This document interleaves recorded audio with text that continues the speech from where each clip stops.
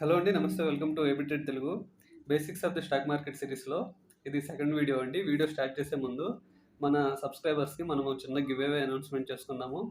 మనం మొన్న మాట్లాడుకున్నాం కదా! స్టాక్ మార్కెట్‌లో పేపర్ ట్రేడ్ ఎలా చేయాలని వీడియో పెట్టాం కదా డీటెయిల్‌గా. మీరు చేయాల్సిందల్లా ఏం లేదు. మన ఛానెల్‌ని సబ్స్క్రైబ్ చేసుకొని ఆ వీడియో మొత్తం చూడండి. ఆ వీడియో మొత్తం ఒకసారి చూస్తే మీకు ఆ యాప్ ఎలా యూజ్ చేయాలనే విషయాన్ని మీకు అర్థమవుతుంది. అండ్ మన ఛానెల్‌ని సబ్స్క్రైబ్ చేసుకొని ఆ వీడియో కింద కామెంట్ చేయండి. మనం నెక్స్ట్ సండే ఆ కామెంట్స్‌లో నుంచి ఒక కామెంట్‌ని పిక్ చేసుకొని ఆ యాప్‌లో మంత్లీ సబ్స్క్రిప్షన్ ఉంది కదా! దాన్ని మనం గివ్ అవేగా ప్రకటించుకుందాము. దట్స్ ఇట్ అండి. ఇప్పుడు మనం ఈ వీడియోలోకి మాట్లాడుకుంటే basics of the stock market. మనం పార్ట్ 1లో మాట్లాడుకున్నాము. What is NSC, what is BSC, what is stock market, what is stock అనే విషయాలన్నీ మనము పార్ట్ 1లో మాట్లాడుకున్నాము. ఇది పార్ట్ 2 అండి. ఈ పార్ట్ 2లో కంటెంట్ ఏంటో ఒకసారి గమనిద్దాము. First what is bullish market. ఓకేనా? First what is bullish market అంటే మనం రెగ్యులర్‌గా వింటూ ఉంటాం కదా! బుల్లిష్ మార్కెట్, బేరిష్ మార్కెట్ అలాగా. బుల్లిష్ మార్కెట్ అంటే మార్కెట్ పైకి, పైకి వెళ్తూ ఉండేదాన్ని రైజింగ్ మార్కెట్ పెరగడాన్ని మనము బుల్లిష్ మార్కెట్ అని అంటాము. ఓకేనా? బేరిష్ మార్కెట్ అంటే ఏంటి అంటే పడుతున్న మార్కెట్‌ని మనము బేరిష్ మార్కెట్ అంటాము. ఒకసారి చూడండి, పెరుగుతున్న మార్కెట్‌ని బుల్లిష్ మార్కెట్ అంటాము. దాన్ని జనరల్‌గా మనము బుల్ ఎద్దు ఉంది కదా!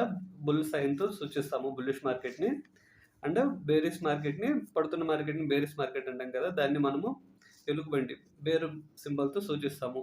ఎందుకు ఈ 2 సింబల్స్ అంటే ఇక్కడ బుల్ అటాక్ ఎప్పుడైనా గమనించారా? పల్లెటూర్లలో మనం జనరల్‌గా గమనించొచ్చు. ఇలా కొమ్ములు కిందకి పెట్టి పైకి లేపుతూ ఉంటుంది కదా!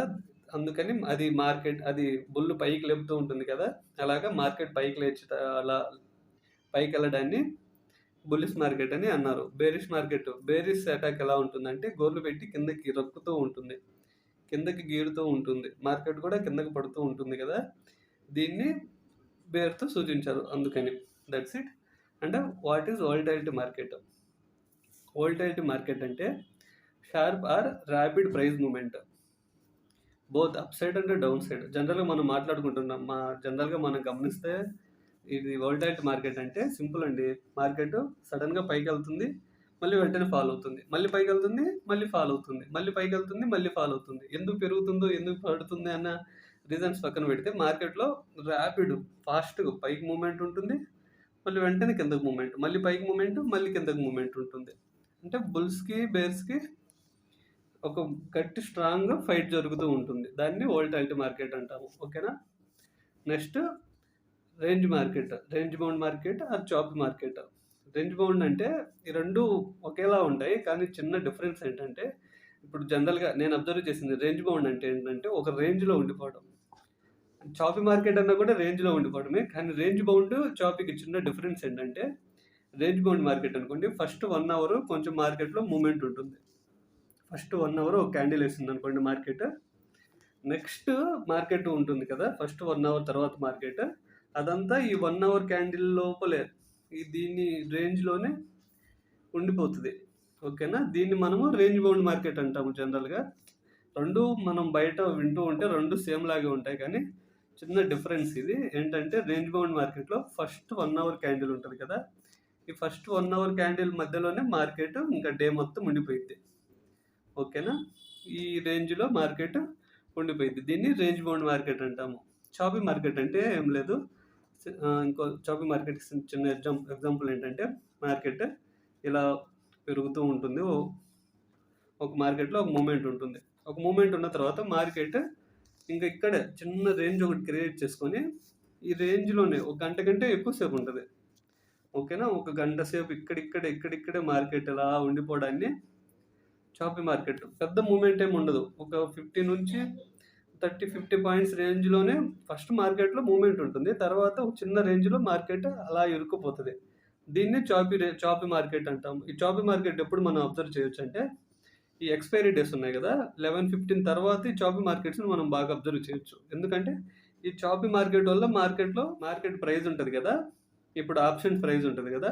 ఈ ఆప్షన్ ప్రైస్‌లో డీకే అయిపోతది. ఓకేనా?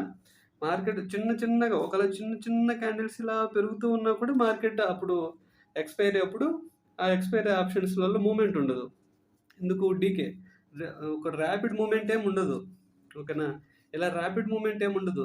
కొంచెం ఇక్కడ చిన్న రేంజ్‌లో ఇరుక్కుపోయి ఇక్కడే తిరుగుతున్నప్పుడు ఇప్పుడు సీఈడీకి అయిపోయిద్ది, పీఈడీకి అయిపోయిద్ది. ఈ చాపీ మార్కెట్ వల్ల. ఓకే. అర్థమైంది కదా! రేంజ్ బౌండ్‌కి, చాపీ మార్కెట్‌కి డిఫరెన్స్ అది. ఇది, ఇది రేంజ్ బౌండ్. ఇదో చూడండి మార్కెట్ ఒకే రేంజ్‌లో ఉండిపోయింది. ఓకేనా? చాపీ మార్కెట్ ఏంటంటే ఫస్ట్ మార్కెట్‌లో ఒక ట్రెండ్ ఉంటది.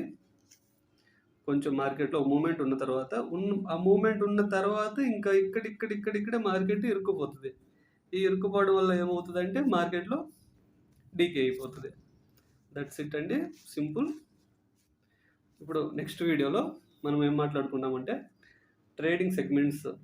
ఇప్పుడు స్టాక్ మార్కెట్‌లో ఏమేం ట్రేడింగ్ సెగ్మెంట్స్ ఉంటాయి, వాటి ఈక్విటీ అంటే ఏంటి, ఫ్యూచర్స్ అంటే ఏంటి, ఆప్షన్స్ అంటే ఏంటి, కమోడిటీ మార్కెట్ అంటే ఏంటి అనే విషయాలు మనం నెక్స్ట్ వీడియోలో మాట్లాడుకుంటాము. అండ్ గివ్ అవే గురించి చెప్పాను కదా! మీరు ఒకసారి ఆ పేపర్ ట్రేడ్ వీడియో మొత్తం ఒకసారి చూడండి. ఆ వీడియో కింద కామెంట్ చేస్తే ఆ కామెంట్‌లలో ఒక కామెంట్ మనం నెక్స్ట్ సండే పిక్ చేసుకొని వాటిలో సెలెక్ట్ అయిన వారికి మనం గివ్ అవే ఇచ్చుకుందాము. అండ్ మన ఛానల్‌ని ఇంతవరకు వీడియో ఎవరైనా చూస్తున్నట్లయితే ఒక కామెంట్ చేయండి. I feel very happy. And ఒక లైక్ చేయండి. లైక్ చేయడం మర్చిపోవద్దు.